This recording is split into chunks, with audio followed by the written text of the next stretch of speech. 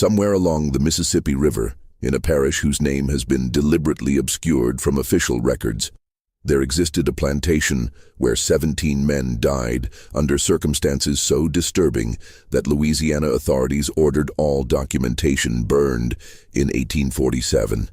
What makes this case truly unsettling isn't the number of deaths, but a single repeated detail found in every witness account.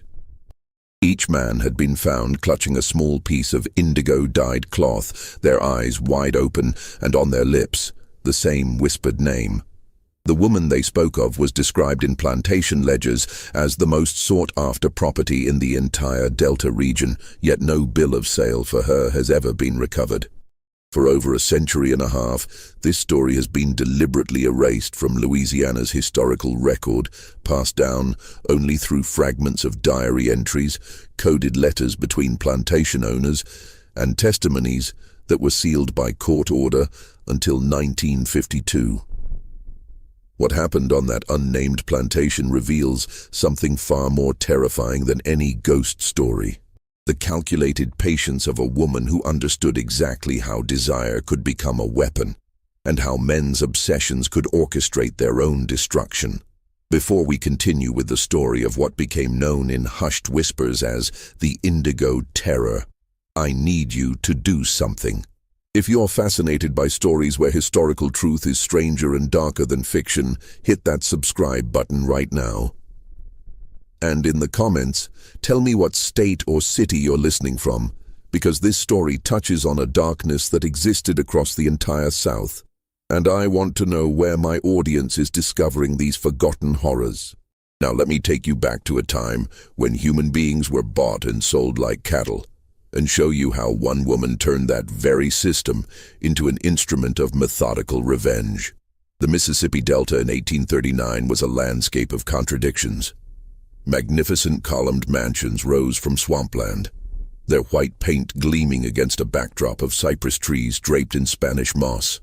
The air itself seemed to carry wealth, thick and heavy with the scent of sugarcane and cotton, crops that generated fortunes measured in hundreds of thousands of dollars. This was the richest agricultural region in America, and everyone knew that wealth was built on the bent backs of enslaved people working from dawn until darkness swallowed the fields whole. St. Landry Parish, though that wasn't its real name then, was particularly prosperous. The parish boasted 47 major plantations, each operating as its own small kingdom, with absolute power vested in the owner. These men, mostly French Creole families who'd held their land since before the Louisiana Purchase, competed fiercely with one another.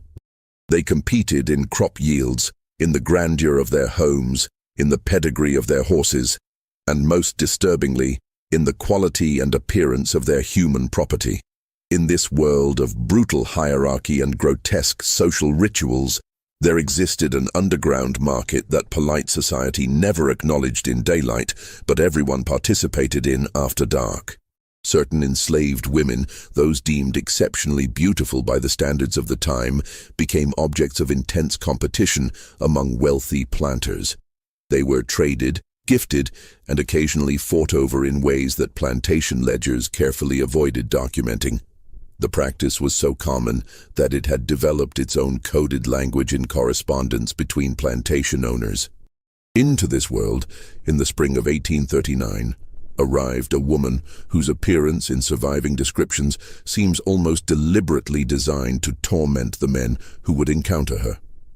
She was brought to St. Landry Parish by a cotton broker named Lysander Thibault, a man known for acquiring rare and valuable property for the wealthiest planters in Louisiana. The woman, identified in his personal journal only as the Gautier acquisition, had been purchased from a declining estate in Charleston, South Carolina, for the staggering sum of $3,000, more than 3 times the price of a skilled male field hand. What made her so valuable? Thibault's journal, discovered in an attic in Baton Rouge in 1923, provides troubling insight. He described her as possessing extraordinary classical features, skin the color of burnished copper, unusual height and bearing, and eyes of such penetrating intelligence that even hardened overseers found themselves uncomfortable in her presence. But it was another quality he noted that should have served as a warning. She possesses a stillness that seems almost unnatural, as though she is always watching, always calculating. I confess she unsettles me, though I cannot articulate why. The woman was 26 years old, unusually old for such a purchase. Most enslaved women in this particular trade were much younger, teenagers or women in their early 20s. Her age alone suggested something unusual in her history, a depth of experience that most men either didn't notice or chose to ignore in their eagerness to possess her. Thibault had planned to sell her at a private auction to the highest bidder among 5 of the wealthiest planters in the parish. But before that auction could take place, something happened that would set in motion a chain of events no one could have predicted. The woman escaped, or rather she appeared to escape. On the night before the scheduled auction, she vanished from the locked room where Thibault had been keeping her in a boarding house in Opelousas, the parish seat. The door remained locked from the outside. The window was barred. Yet when Thibault entered the room the next morning, she was gone, leaving behind only a piece of indigo cloth torn from her dress and a smell that witnesses described as resembling oleander flowers, sweet and slightly poisonous. The entire parish erupted in search parties. Slave patrols scoured the swamps and waterways. Rewards were posted. But here's where the story takes its first disturbing turn. Within 3 days, the woman reappeared voluntarily at the plantation of a man named Sebastien Duval, walking up the oak-lined drive in broad daylight as if she'd simply been out for a stroll. Duval was one of the wealthiest planters in Louisiana, owner of over 200 enslaved people and 3,000 acres of prime sugar cane land. He was 43 years old, recently widowed, and known for his cold business acumen. He was also one of the 5 men who'd been invited to bid on the woman at Thibault's auction. When questioned about why she'd come to his plantation specifically, the woman, who Duval would later name Celeste in his records, gave an answer that should have chilled everyone who heard it. "I chose you."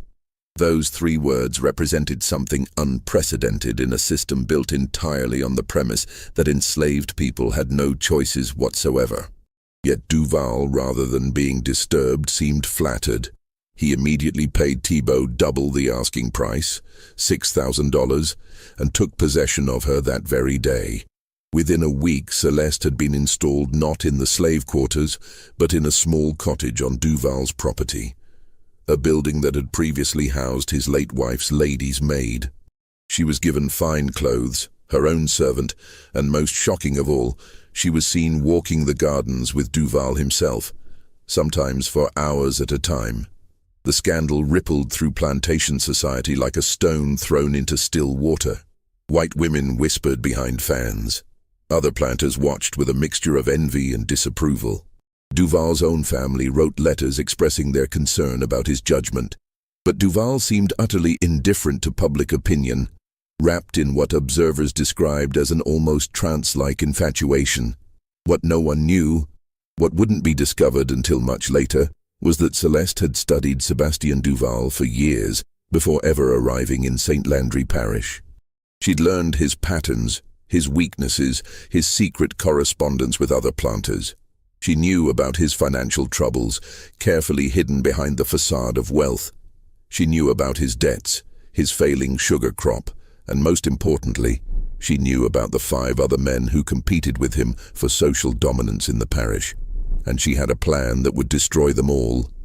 3 months after Celeste's arrival at the Duval plantation, on a humid August night when the air hung so thick you could almost see it, Sebastien Duval hosted what would become known as the last dinner party he would ever give.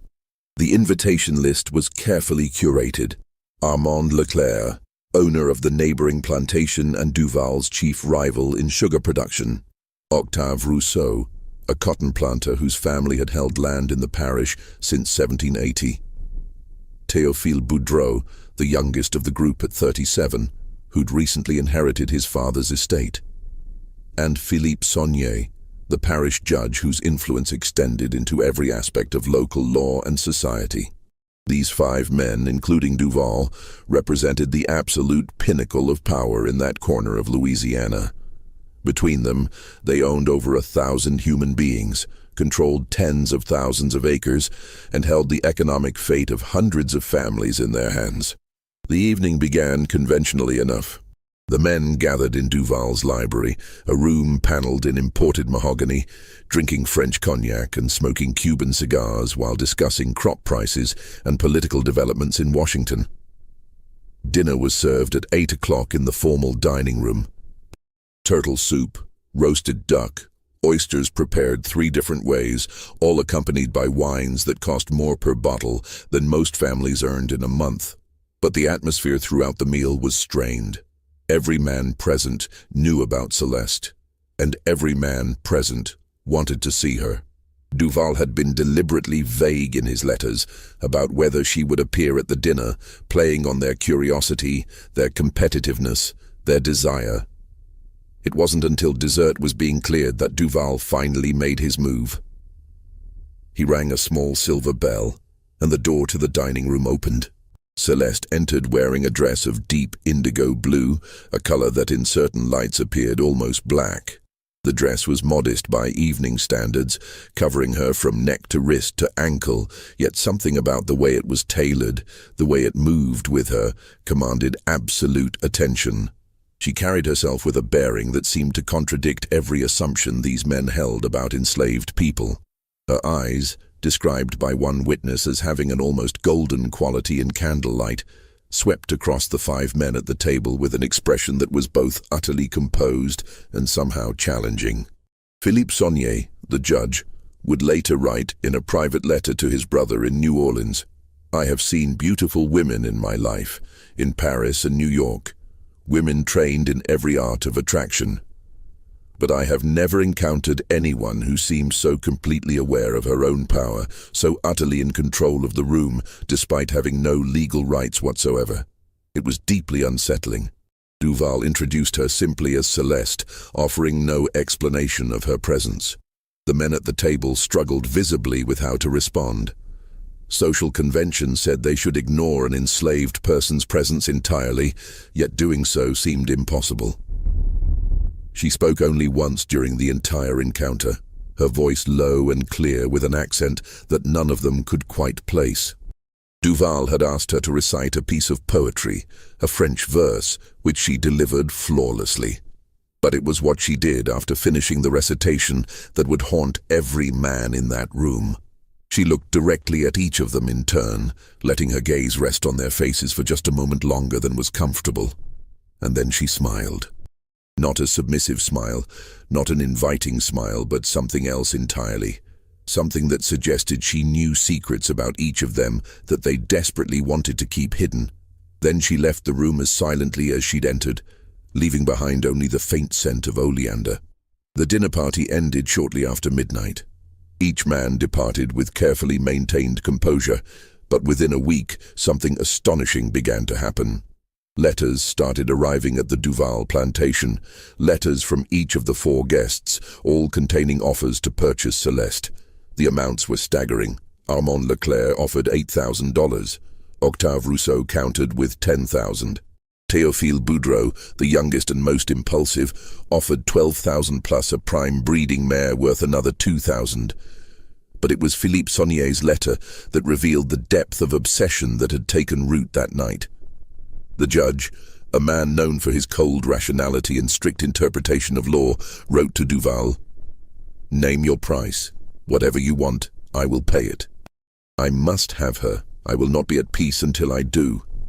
Duval's responses to these letters, preserved in Saunier's estate papers, show a man who had himself become unpredictable. He refused all offers, but his refusals were taunting, almost cruel. He described in detail how intelligent Celeste was, how she could discuss literature and music, how she seemed to understand him in ways his late wife never had. This went on for 6 weeks, this exchange of increasingly desperate offers and increasingly mocking refusals. The social fabric of the parish began to fray. Old friendships deteriorated. Business partnerships became strained. all because of one woman who said almost nothing but seemed to occupy every man's thoughts. Then, on October 3rd, 1839, Sébastien Duval was found dead in his study. The circumstances were immediately suspicious. Duval was discovered slumped over his desk, a half-written letter before him, his hand still clutching a pen. His eyes were wide open, staring at something no one else could see, and grasped in his other hand was a piece of indigo cloth, torn from what appeared to be a woman's dress. The local doctor, summoned immediately, could find no obvious cause of death, no wounds, no signs of poison in the conventional sense, no evidence of violence. Duval's heart had simply stopped, the doctor concluded, perhaps from some sudden apoplexy or seizure. But there were details that didn't fit that explanation. The letter Duval had been writing was addressed to Armand Leclerc, and its content was disturbing. "You must not pursue this further. She is not what you think. I have made a terrible mistake in bringing her here. If you value your life and your soul, you will forget you ever saw—" The sentence ended there, the ink trailing off where his hand had stopped moving. More troubling still was what the household servants reported. They said that the night before his death, Duval had been heard arguing with someone in his study, his voice rising in what sounded like fear or anger. But when servants listened at the door, they heard only one voice, his own. No one else was in the room with him. And Celeste, she had vanished again. Her cottage was found empty, the bed made, her few possessions gone. The only thing left behind was a smell of oleander and another piece of indigo cloth, this one folded carefully on the pillow. The parish authorities, led by Judge Philippe Saunier, conducted an investigation. Slave patrols were dispatched to search for Celeste. Rewards were posted. But as the investigation proceeded, Saunier made a decision that would prove fatal. He ordered that the search be conducted quietly without public announcement to avoid scandal. In truth, he didn't want her found by anyone but himself. The investigation into Sébastien Duval's death quickly became something else entirely. A competition between 4 men, each trying to locate Celeste before the others could. Armand Leclerc, whose plantation bordered Duval's property, organized private search parties composed of his most trusted overseers. He offered substantial rewards to anyone who could provide information about her whereabouts, rewards he funded by secretly selling off parcels of land, a fact that wouldn't become known until his estate was settled years later. Octave Rousseau took a different approach. He hired a slave tracker from Mississippi, a man named Caleb Frost who had a reputation for finding runaways no matter how far they'd run or how well they'd hidden. Rousseau paid Frost $500 up front and promised another $1,000 if he brought Celeste back alive and unharmed. Théophile Boudreau, the youngest of the group, became almost manic in his search. He spent entire days riding through the swamps and back roads, questioning every free person of color, every shopkeeper, every river pilot. His obsession became so obvious that his family staged an intervention, pleading with him to abandon this pursuit and focus on his plantation, which was suffering from his neglect. But it was Judge Philippe Saunier who should have known better. As the legal authority investigating Duval's death, he had access to resources the others didn't: court records, property deeds, correspondence between plantations.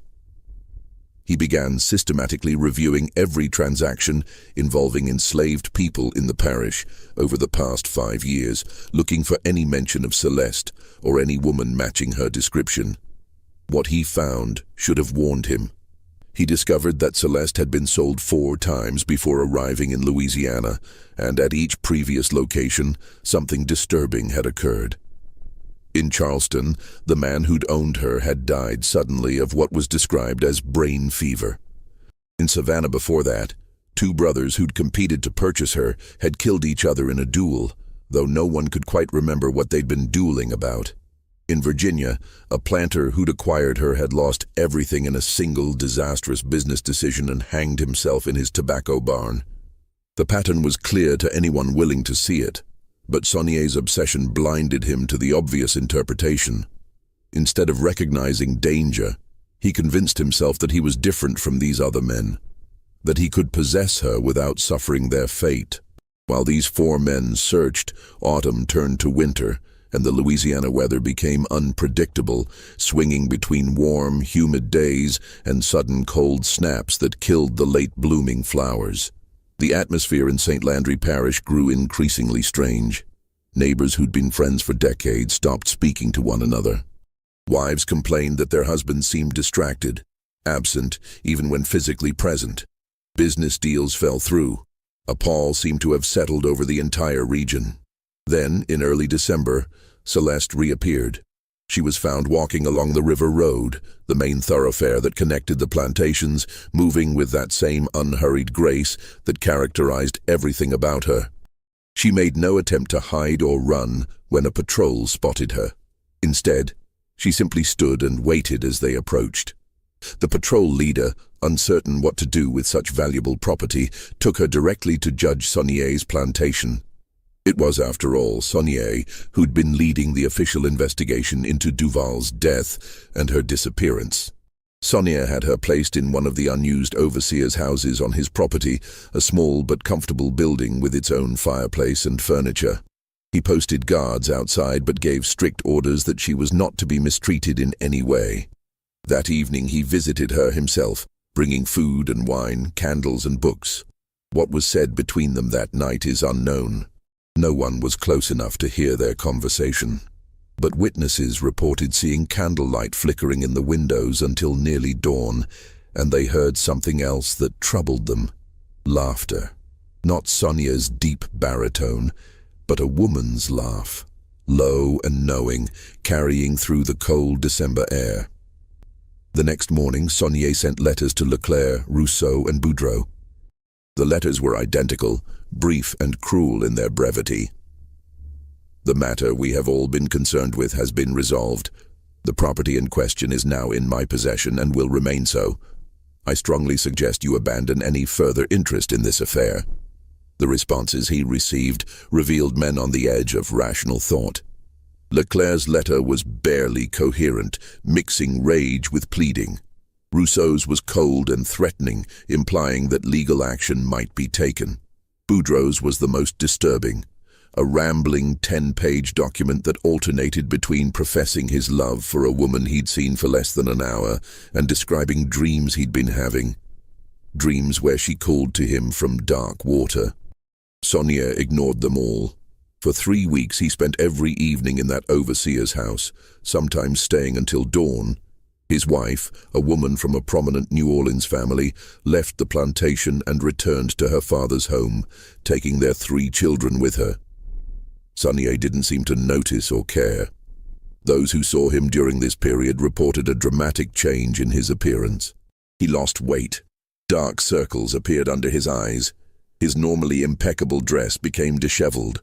But more than his physical appearance, it was his behavior that alarmed people. He began making erratic legal decisions, ruling in favor of plaintiffs he'd previously opposed, dismissing cases that should have gone to trial. His fellow judges quietly began discussing whether he was still competent to serve on the bench. Then, on December 27, 1839, just before dawn, a slave from Saunier's plantation ran to the main house, shouting that something terrible had happened at the overseer's cottage. They found Judge Philippe Saunier lying in bed, his eyes wide open staring at the ceiling. Like Duval before him, there were no obvious signs of violence or injury, but clutched in his hand was a piece of indigo cloth, and on his face was an expression that those who saw it described as pure terror, as if he'd seen something in his final moments that had frozen his heart in his chest. Celeste was gone. The guards posted outside swore no one had entered or left the building during the night, yet she had vanished as completely as smoke in wind, leaving behind only that distinctive scent of oleander and another carefully folded piece of indigo cloth on the pillow. 2 men dead within 3 months, both found in identical circumstances, and 3 men still obsessed with finding the woman who connected them. The parish was about to learn that some hunts are carefully orchestrated by the prey.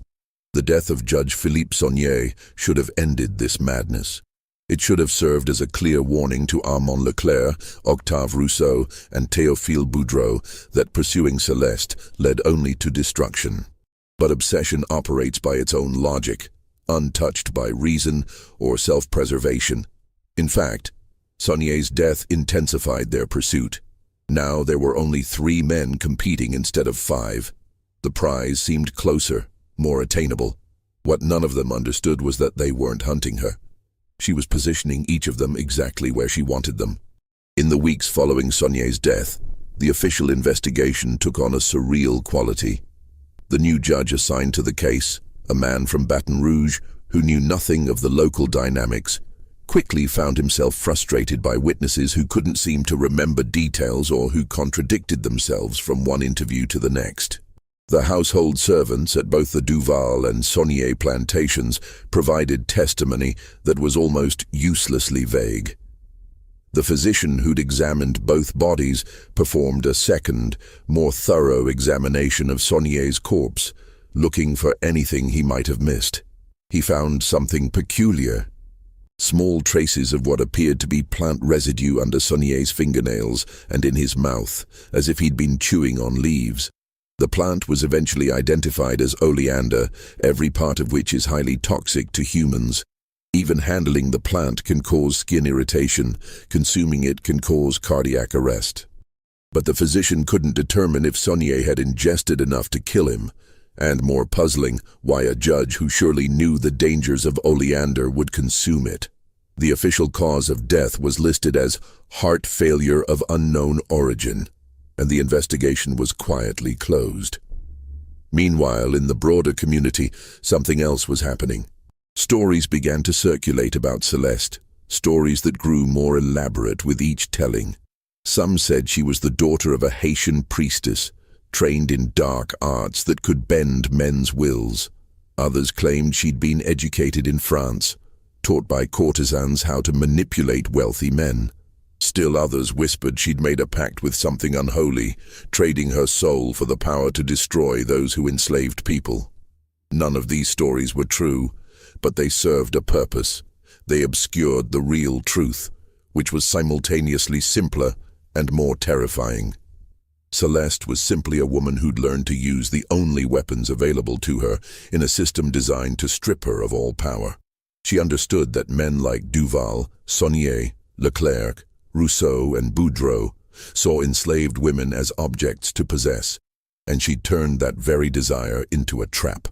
In late January of 1840, Caleb Frost, the slave tracker Octave Rousseau had hired, reported that he'd found a lead. A free woman of color living in New Orleans claimed to have seen someone matching Celeste's description staying in a boarding house in the Trem neighborhood. Rousseau immediately departed for the city, taking with him $5,000 in cash and legal documents, giving him power of attorney to purchase any property he deemed necessary. He was gone for 2 weeks. When he returned to his plantation, he brought Celeste with him. Or rather, a woman he believed was Celeste. The woman matched the physical description. The height, the copper-colored skin, the unusual eyes. But something about her seemed different to those who'd seen Celeste before.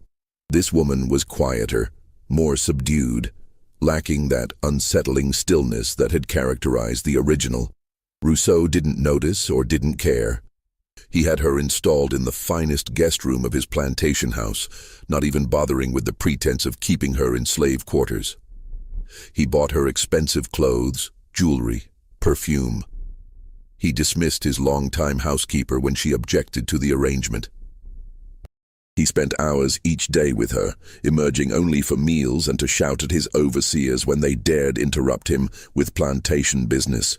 Armand Leclerc and Théophile Boudreau, hearing that Rousseau had found Celeste, both rode to his plantation demanding to see her. Rousseau refused to allow them entry, standing on his porch with a loaded rifle and threatening to shoot anyone who tried to force their way in. "She chose me," he screamed at them, the same words Duval had used months before. "Just as she chose Duval, just as she chose Saunier. And I will not die like they did, because I understand what they didn't." She needs to be treated not as property, but as a partner, as an equal.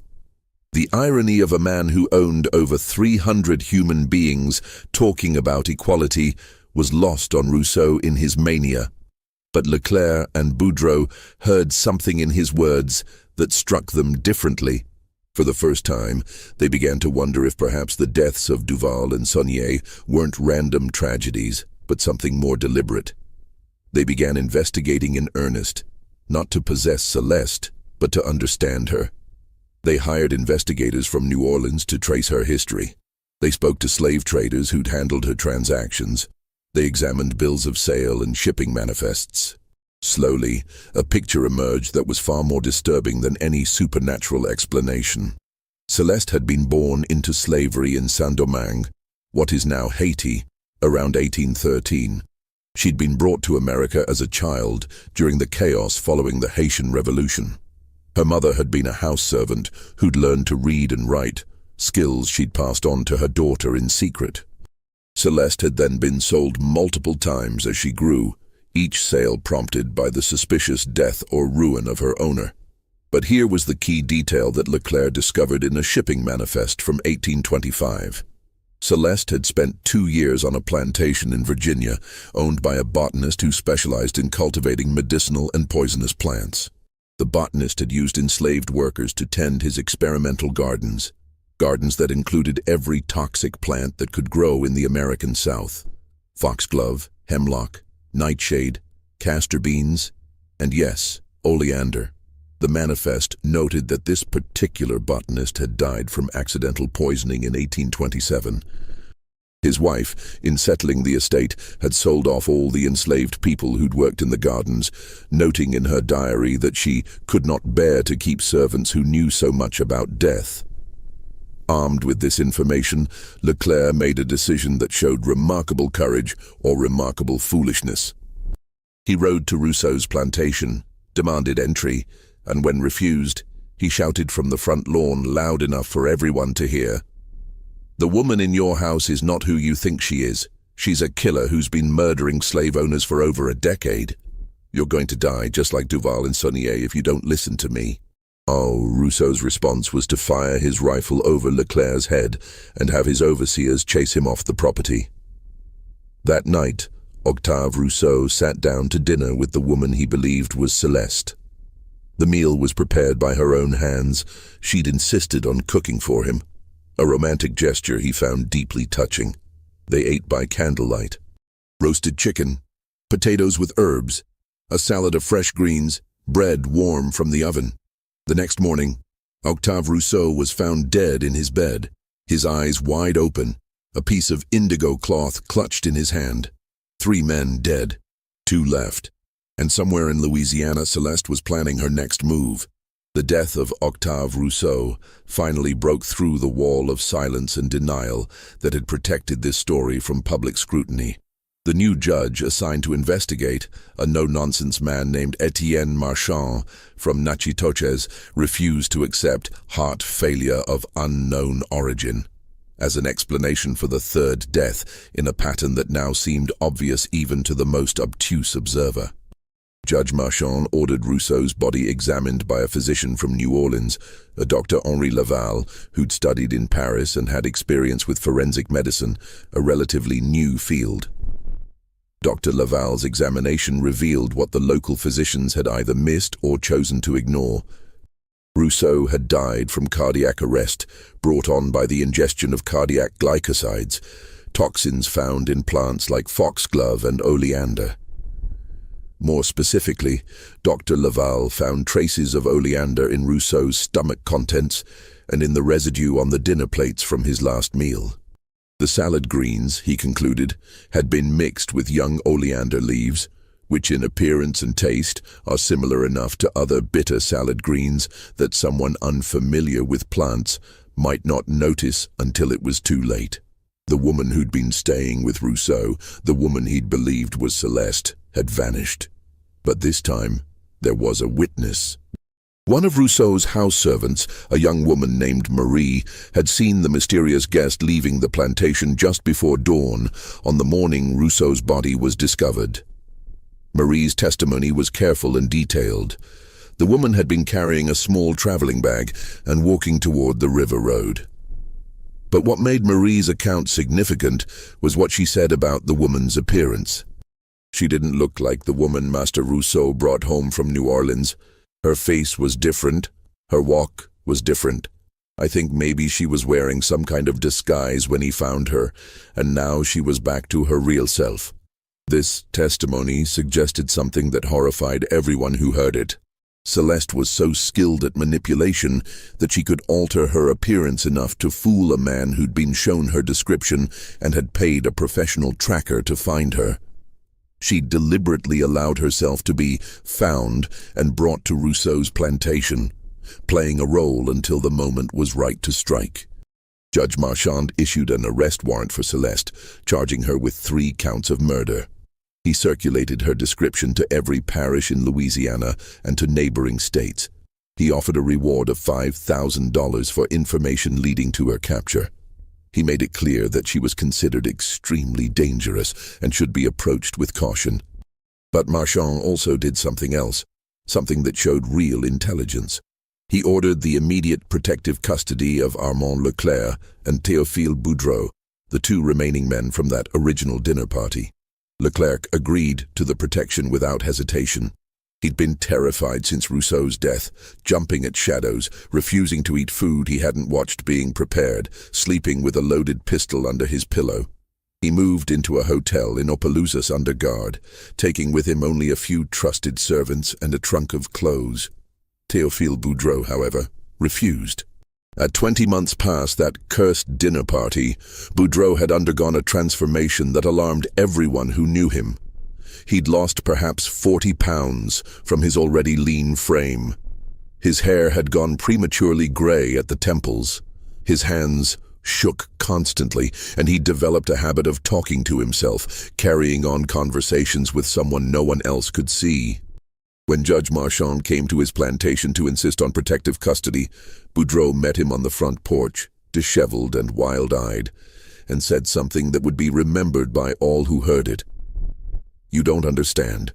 None of you understand. She's not coming to kill me. She's coming to free me. I've been waiting for her. I've been preparing for her. And when she arrives, I'm going to finally tell her the truth." "What truth?" Marchand asked. What was Boudreau talking about? But Boudreau just smiled, a broken, desperate smile, and said, "Ask her yourself when you find her. Ask her about the Boudreau plantation in Saint-Domingue. Ask her about the fire in 1804. Ask her about the woman and child who died in that fire. Ask her why she's doing this." Then he went inside and locked the door, refusing to speak further. Judge Marchand, troubled by this cryptic statement, returned to his office and began searching through historical records. What he found provided the first real insight into Celeste's motivation, the first glimpse of the engine driving this campaign of methodical revenge. In 1804, during the chaos of the Haitian Revolution, a French plantation owner named Gaspard Boudreau had attempted to evacuate his property and flee to Louisiana. According to ship manifests, he'd loaded a vessel with as much wealth as he could carry and a dozen enslaved people he considered most valuable. But before the ship could sail, revolutionaries attacked the plantation. In the confusion, a fire broke out. The plantation house burned to the ground. Most of Boudreau's family perished in the flames, but Gaspard himself escaped with his youngest son, then only 4 years old, and made it to the ship. That son was Théophile Boudreau's father. The ship's manifest listed the enslaved people who'd made it aboard. Among them was a woman identified only as Marguerite and child, age 5, both property of Boudreau estate. There were no further records of this Marguerite in Louisiana. She wasn't listed among the slaves registered when Gaspard Boudreau established his new plantation in St. Landry Parish. The child wasn't listed either. Judge Marchand interviewed Théophile Boudreau's elderly aunt, one of the few surviving relatives from that generation. She remembered that voyage from Haiti. She remembered Gaspard Boudreau's rage during the journey. She remembered that a woman and child had indeed been on the ship when it departed Haiti, but they weren't on the ship when it arrived in Louisiana. "What happened to them?" Marchand asked. The old woman's answer was delivered in a flat, emotionless voice. The woman had tried to escape during the fire. She'd been branded as punishment. The brand became infected during the voyage. Gaspar said she was going to die anyway and would just be a burden. He said the child would be trouble too, probably try to run away like her mother.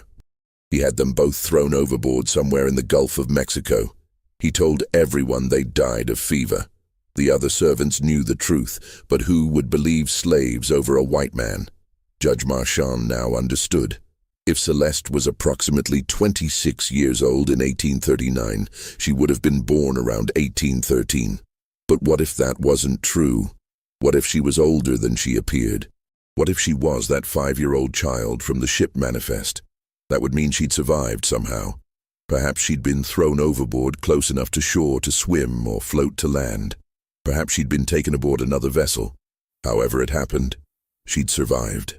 And she'd spent more than 3 decades planning her revenge against the men who'd killed her mother and tried to kill her.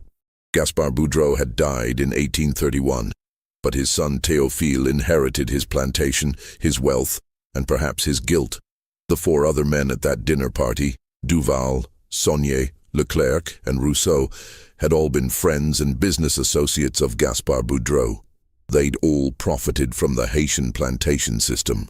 They'd all known what happened to that woman and child, or at least they'd known enough to be complicit in their silence.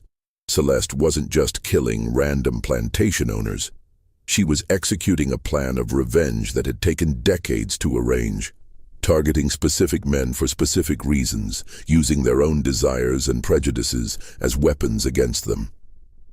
Armed with this understanding, Judge Marchand doubled the guards around Armand Leclerc and intensified efforts to locate Celeste. He also sent deputies to Théophile Boudreau's plantation with orders to bring him to protective custody by force if necessary. But when the deputies arrived at the Boudreau plantation on the evening of February 14, 1840, they found the front door standing open and a trail of indigo cloth leading from the entrance through the house and into the study. There, they found Théophile Boudreau sitting at his father's old desk, a pen in his hand, a completed letter before him. He was dead, his eyes open, that same expression of terror frozen on his face. Clutched in his other hand was a piece of indigo cloth. The letter he'd written was addressed to Celeste. The deputies read it and immediately understood that it would need to be kept from public view, for it confirmed everything Judge Marchand had suspected, and more. "You were 5 years old," the letter began. "I was 6. I watched from the ship's railing as my father ordered you and your mother thrown into the sea. I watched as you surfaced, crying for help. I watched as your mother tried to swim while holding you above water. I watched as my father laughed and said sharks would finish what he'd started. I have carried this image for 34 years. Not a day has passed that I haven't seen your face, haven't heard your mother's screams. I grew up knowing I was complicit in murder. I grew up knowing that one day, somehow, there would be a reckoning. I saw you at Duval's dinner party, and I knew immediately who you were.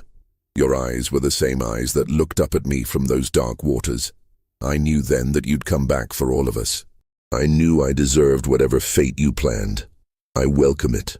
I have been waiting for you to finish this, so please, if you read this before you find me, know that I do not resist. I am sorry. I was a child, but I was old enough to know what I witnessed was wrong, and I never spoke against it.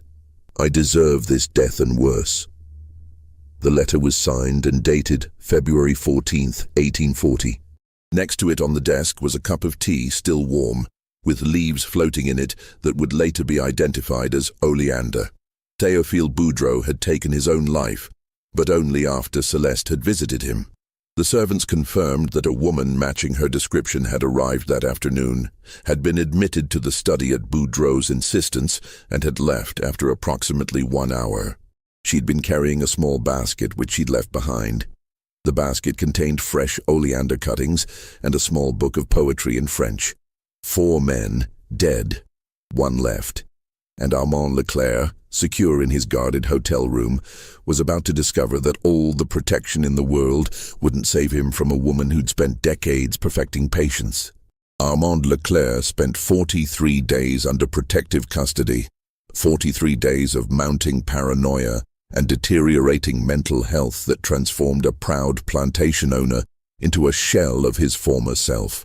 The hotel room where he stayed became a prison. He refused to eat anything he hadn't personally watched being prepared from raw ingredients. He slept no more than an hour or two at a time, jerking awake at every sound. He demanded that the guards outside his door be rotated every 4 hours, convinced that Celeste could somehow bribe or seduce them if given enough time. He started drinking heavily, going through 2 bottles of brandy a day. Judge Marchand visited him regularly, trying to maintain Leclerc's cooperation with the ongoing investigation. But with each visit, Marchand found a man further from reason. Leclerc developed elaborate theories about how Celeste might reach him. Through the chimney, through a secret passage he was convinced existed in the walls, by poisoning the air itself somehow. "She's not human," Leclerc insisted during one of Marchand's visits. "No human being could do what she's done. She's something else, something we brought with us from Saint-Domingue, something that should have stayed buried in that cursed island." Marchand tried to explain that Celeste was entirely human, just exceptionally patient and knowledgeable about poisons. But Leclerc was beyond listening to reason. The manhunt for Celeste had expanded across the South. Her description had been circulated to every parish in Louisiana, every county in Mississippi, Alabama, and Texas. Slave patrols had been alerted. River pilots were questioned. Hotels and boarding houses were searched. Rewards totaling $10,000 were offered for information leading to her capture. Yet she remained invisible. It was as if she'd simply dissolved into the landscape, becoming one of thousands of enslaved women moving through the South, indistinguishable from any other in the eyes of those who never really looked at them as individuals. Then, on March 28, 1840, Armand Leclerc received a letter. It was delivered with the regular mail, mixed in with business correspondence and newspapers. The envelope was made of fine paper, sealed with indigo wax. Inside was a single sheet written in elegant handwriting. It read, "Monsieur Leclerc, you were there the night my mother died. You were on the boat. You were 14 years old enough to know right from wrong, and you did nothing. You stood next to Gaspard Boudreau and his son and watched as a woman and child were murdered for the crime of trying to be free. In the 35 years since that night, you have built a fortune on the backs of people you consider property. You have separated families, sold children away from their mothers, worked human beings to death in your cane fields. You believe yourself a good master because you provide adequate food and shelter. You believe yourself a Christian because you allow your slaves to attend church.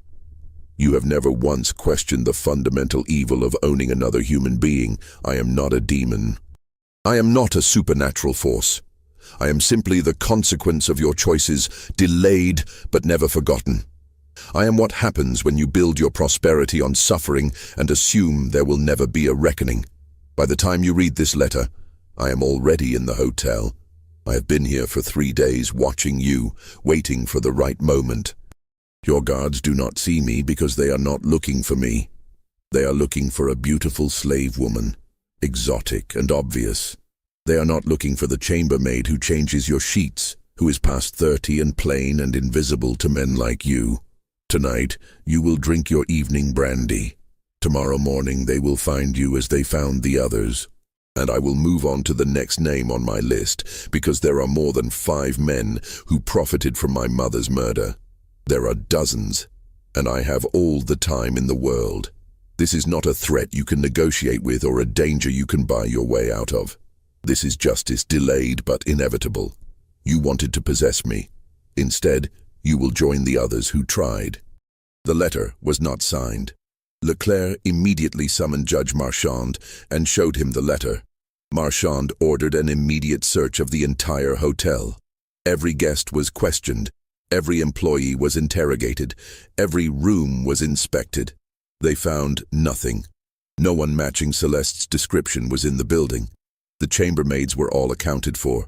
2 older women, both known to the hotel manager for years, and a younger woman who'd been working there for 3 months, a woman named Louise, who was nearly 40, heavy-set, with skin marked by pox scars. Marchand questioned Louise extensively. She had papers showing she was a free woman of color from Mobile, Alabama. She had references from previous employers. She had a landlord who confirmed she rented a room in town. Everything about her checked out. But there was something in her eyes when Marchand questioned her, something that made him uneasy, a kind of patient amusement, as if she was watching him struggle with a puzzle whose solution was obvious. "Have you seen anyone suspicious in the hotel?" Marchand asked her. "No, sir," she replied in an accent that sounded genuinely regional. "Just the usual guests and the gentleman in room 7 who doesn't sleep much. Monsieur Leclerc." "Yes, sir. I hear him pacing at night when I come in to tend the fires. Poor man seems very troubled." "You tend the fire in his room?" "Yes, sir. Every evening around 6 o'clock and again at 10 if he requests it." Marchand felt his stomach drop. "You've been in his room? Alone?" "Well, sir, one of the guards is always right outside the door. They watch me go in and out. I'm only there a few minutes to add wood to the fire and make sure the lamps have enough oil." Marchand turned to the guards. "How long has this woman been tending Leclerc's room?" "Since he arrived, sir." "Same as all the other rooms in the hotel. And you've watched her the entire time?" "Of course, sir. She's never done anything suspicious. Just tends the fire and leaves." Marchand looked back at Louise, really looked at her for the first time. Past the pox scars, past the weight, past the age. And there, beneath the disguise, he saw something that made his blood run cold. A flash of those unusual eyes, that golden color that had been described in every report about Celeste. "Arrest this woman," he said quietly. Louise didn't run or resist. She simply stood there, that patient smile on her face, and said, "For what crime, sir? I'm a free woman doing honest work." "You're Celeste. You wrote that letter." "My name is Louise Benoit, sir. I have papers proving it." "Your eyes, they're the same as described in the reports." "Many people have light-colored eyes, sir. That's hardly proof of anything." Marchand had her taken into custody anyway, but he knew he had a problem. If this was Celeste, she'd created a complete alternate identity, one with documentation and witnesses and a history. Without a confession or concrete proof that she'd poisoned anyone, he had no legal grounds to hold her for murder. He ordered her searched. They found nothing incriminating, no poisons, no indigo cloth, no evidence connecting her to the deaths. He had the brandy in Leclerc's room examined. It was clean, no trace of toxins. He had the firewood examined. Nothing. The lamps, the bedding, the furniture, everything was tested, all clean. Frustrated, Marchand had Louise held in a locked room at the courthouse while he tried to figure out his next move. Meanwhile, Armand Leclerc, convinced his would-be killer was now in custody, finally allowed himself to relax slightly. That night, he ate a full meal for the first time in weeks. He drank his brandy, just 1 glass to help him sleep. He lay down in bed, exhausted from weeks of fear and stress, and closed his eyes. The next morning, the guards found him dead, his eyes wide open, a piece of indigo cloth clutched in his hand. At the courthouse, Louise Benoit sat in her locked room, that patient smile still on her face. When Judge Marchand came to question her about Leclerc's death, she had an airtight alibi. She'd been in custody the entire time. "How?" Marchand demanded. "How did you kill him?" "I didn't kill anyone, sir. I was here, as you well know." "Then who did?" Louise leaned back in her chair, her disguise perfect, her demeanor calm. "Judge Marchand, you're asking the wrong question. The question isn't who killed Armand Leclerc. The question is, when did the poison enter his body?" Marchand stared at her, understanding beginning to dawn. "I tended his fire every evening for 43 days, Louise said softly. "Every evening I brought wood for the fire, beautiful wood carefully selected. Wood from oleander branches, dried and cured so they wouldn't be immediately recognized. Every evening for 43 days, he breathed in smoke from burning oleander. Small amounts, not enough to kill immediately, but accumulating in his body day by day, week by week. By the time you arrested me, the poison was already in him, just waiting for the accumulated dose to reach the tipping point. You're confessing to murder.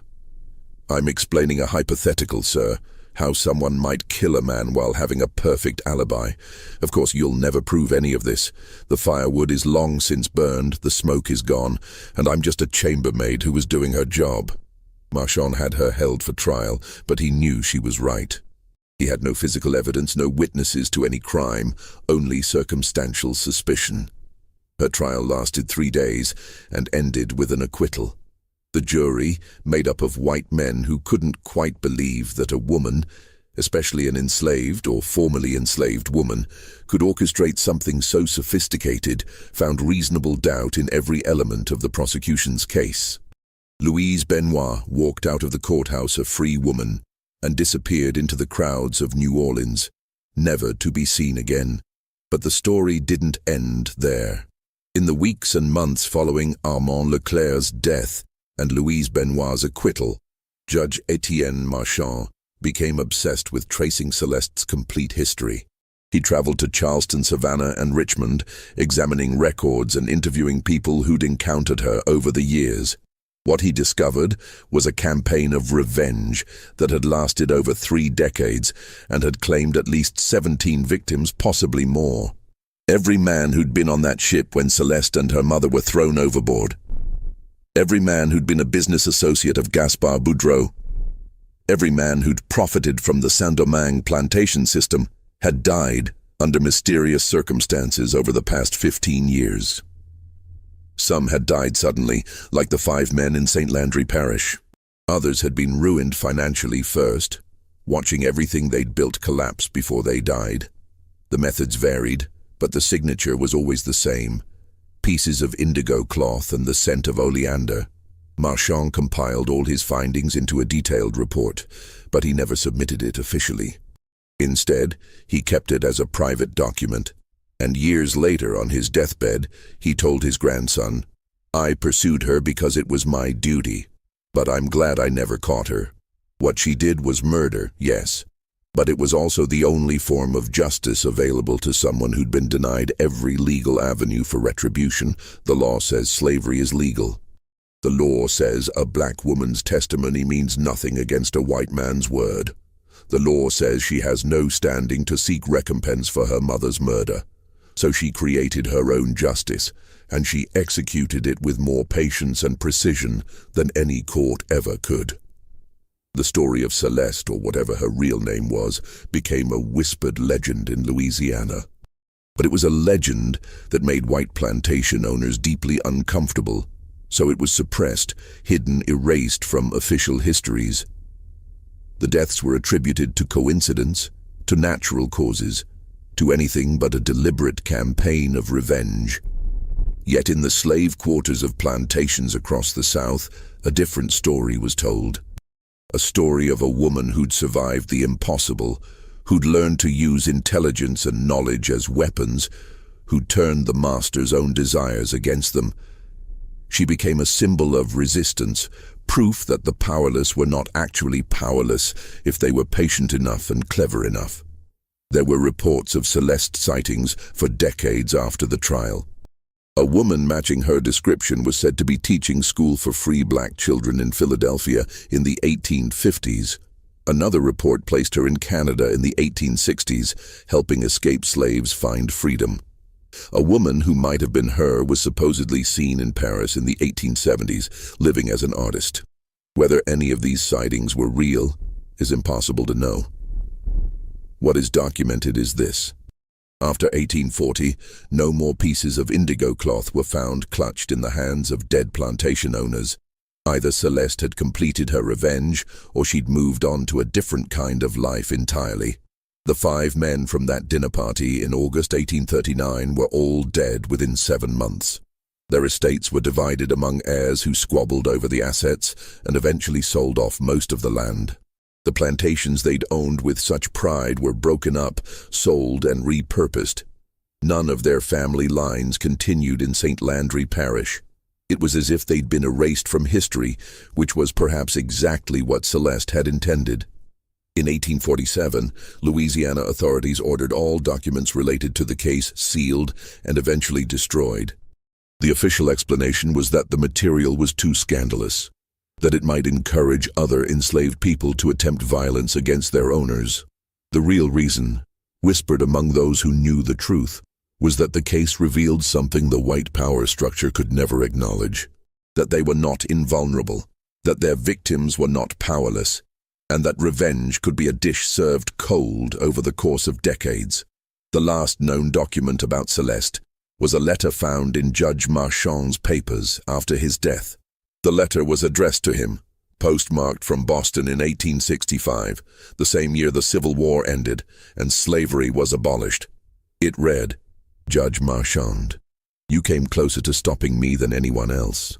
You understood what I was doing and why. I've followed your career over the years, and I see you've become a voice for reform, for treating enslaved people as human beings with rights. Perhaps our encounter changed you.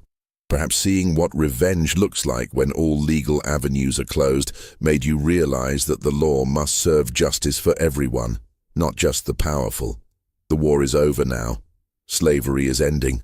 My work is complete. The men who murdered my mother are all dead. The system that allowed it is crumbling. I can finally rest. I wanted you to know I was never a demon. I was never supernatural. I was just a woman who refused to forget, who refused to accept that some crimes are too powerful to be punished. Every night for 35 years, I remembered my mother's face as she drowned. Every day, I planned how to make the men responsible pay for what they'd done. Patience and knowledge were my only weapons, and I used them well. I don't expect forgiveness. I don't expect understanding. But I hope somewhere in your heart, you recognize that what I did was the only justice my mother would ever receive. The indigo cloth was from her dress, the dress she was wearing when they threw her into the sea. I kept a piece of it all these years. Every time I left a piece with a body, I was saying, her death will not be forgotten. Her murder will not go unpunished. Remember that when you judge me. The letter was not signed, but Marchand knew who'd written it. He kept the letter for the rest of his life, hidden in a locked drawer in his desk. And sometimes, late at night, he would take it out and read it, and wonder whether justice and revenge were really so different after all. The story of Celeste, the most desired slave woman in Louisiana, is not a ghost story. It's a story about the terrible patience of the oppressed, the long memory of the wronged, and the inevitable reckoning that comes when human beings are treated as property. It's a reminder that every system of injustice creates its own destroyers, and that some debts take generations to settle. In the end, 5 men paid with their lives for a crime committed in the waters of the Gulf of Mexico in 1804. And somewhere, a woman who'd survived the impossible finally found peace, knowing that her mother's death had not gone unanswered. What do you think of this story? Do you believe justice and revenge are the same thing? Do you think Celeste was right to do what she did? Leave your thoughts in the comments below. If this story affected you, if it made you think about the hidden histories of injustice and resistance, share it with someone who appreciates dark truths about our past. Subscribe to the channel for more forgotten stories that challenge everything we think we know about history. Hit the notification bell so you never miss these deep dives into the shadows of the American past.